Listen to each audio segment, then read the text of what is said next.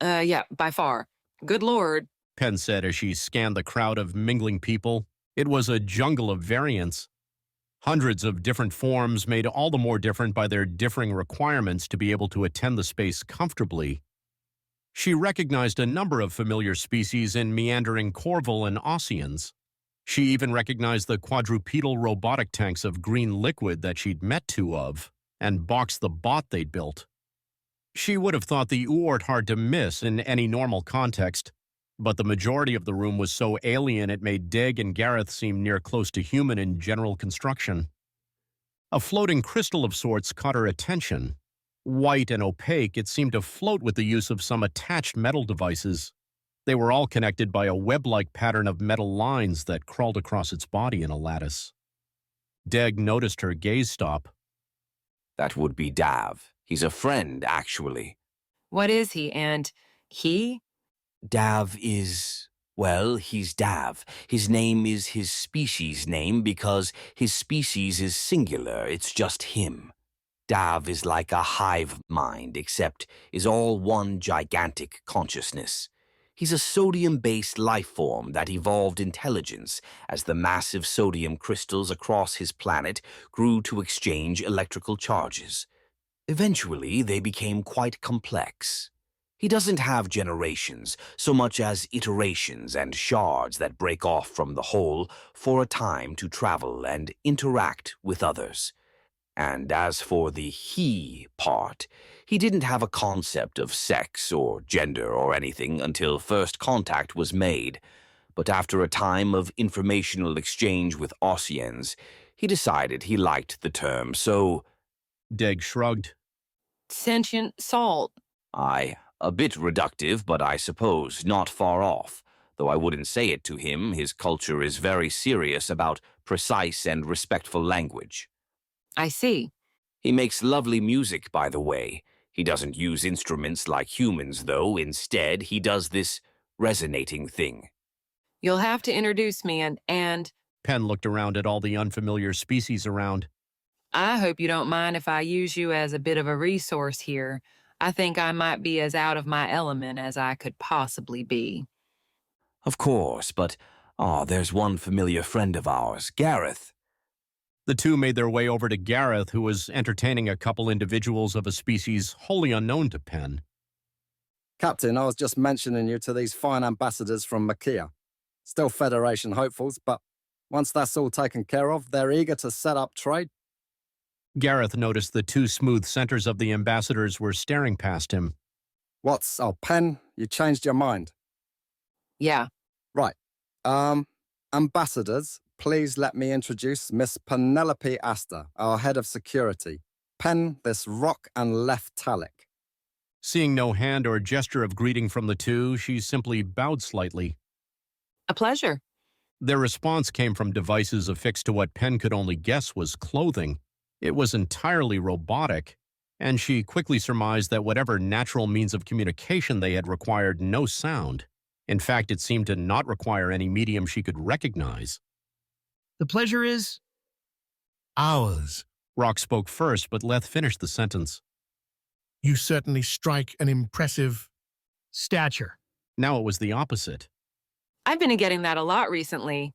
We're relatively unfamiliar with your people. Are you offering trade terms? What would the nature of your exports be?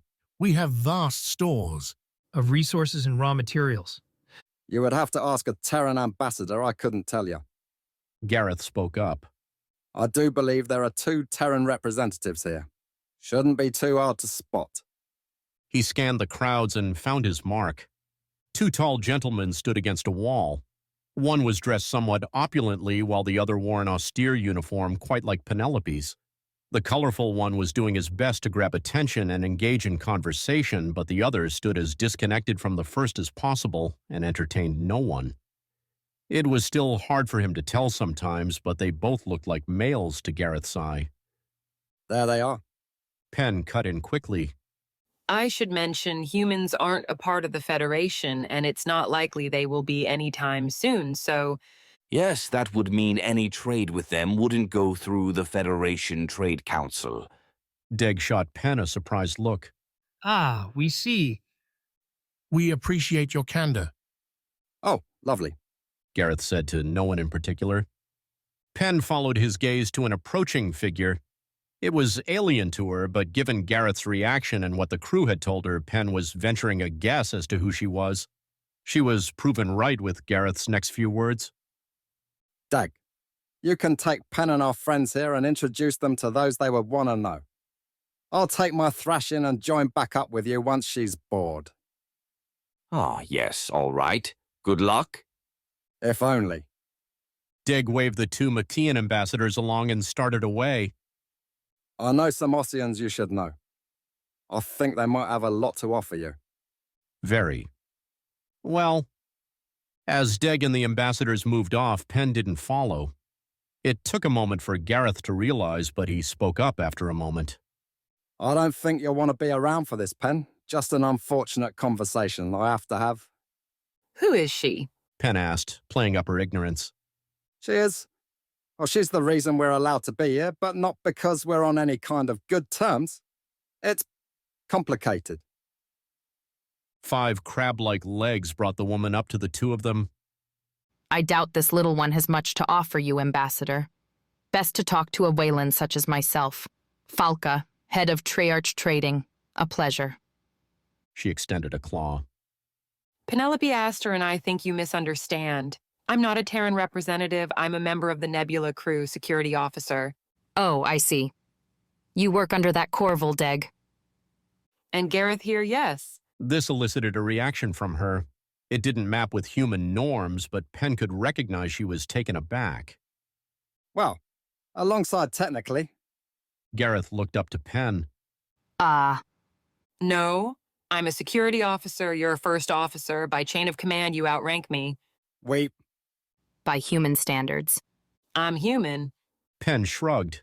Gareth was throwing her odd looks, and with each interruption, Falca increased in consternation. Gareth seemed to give up the fight, as suspicious of Penn's motives as he was. I guess. Miss Astor. Falca cut in intently.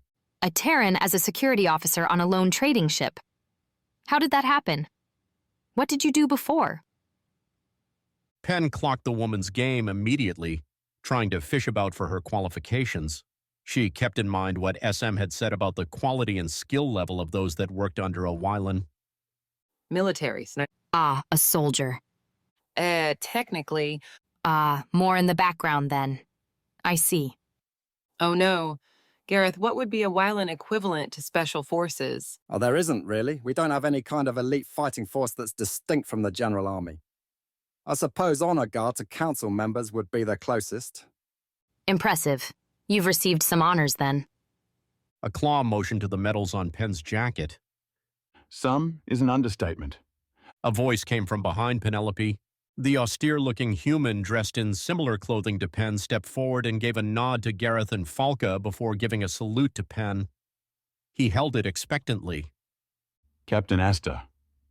She could see his rank on his lapel. Strictly speaking, she should be the one holding out the salute, but she wasn't going to argue with the opportunity to play herself up a bit. She returned the gesture, and the man waited a beat after she lowered her hand before his own came down. Vice Admiral Atlas Schreier. We've never met, but I've heard the stories. It's an honor, Captain. Truly.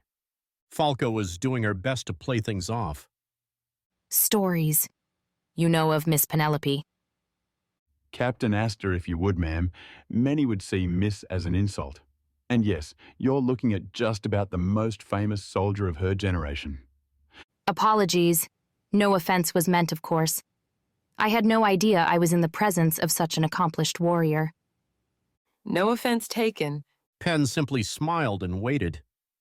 An awkward moment passed. Well, I should be going. Many people to speak to. Of course, I hope we can chat more later. Penn continued to smile.